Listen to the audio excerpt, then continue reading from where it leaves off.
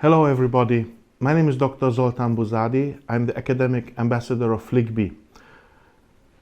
Whilst teaching FLIGBY across the globe on online and offline formats, I typically meet colleagues and they ask, but Zoltan, how do you do the grading around your course? If you use FLIGBY in particular. So what you need to see is that there are different outputs from the digital world in FLIGBY. First output is the skills measurement of participants.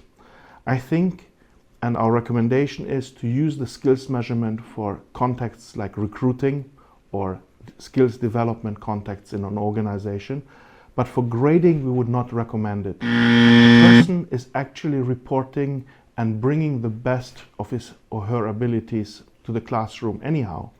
So grading somebody on a skills profile wouldn't be fair.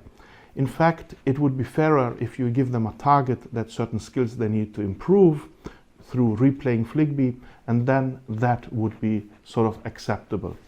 However, you have other alternatives, and I use other alternatives for grading related to FLIGBY.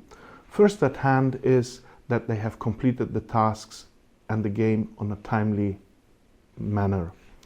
So I give 5% for the students when they have completed the game on time. We acknowledge the time they invest in it, the 3 to 5 hours it takes to complete the story.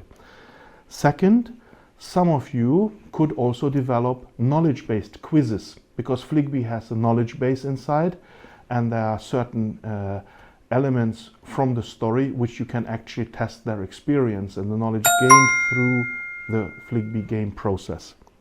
I myself really like to grade the quality of their reflections. I use a learning blog. It's a simple Google form which I share, and there are several questions typically at the beginning of the game. After the first scene, I ask them to commit themselves to the favorite characters.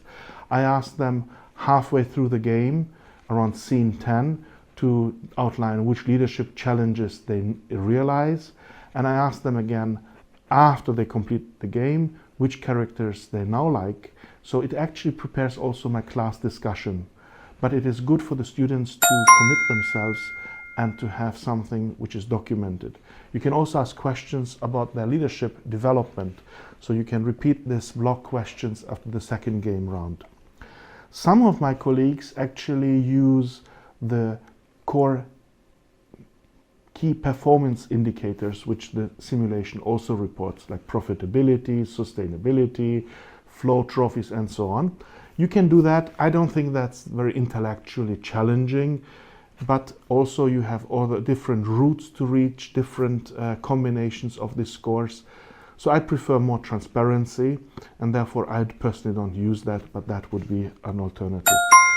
And most importantly, here's the essence of what I'm going to convey to you. You should see FLIGBY as a teaching tool. It has many advantages on the pedagogical side, on the development of the participants.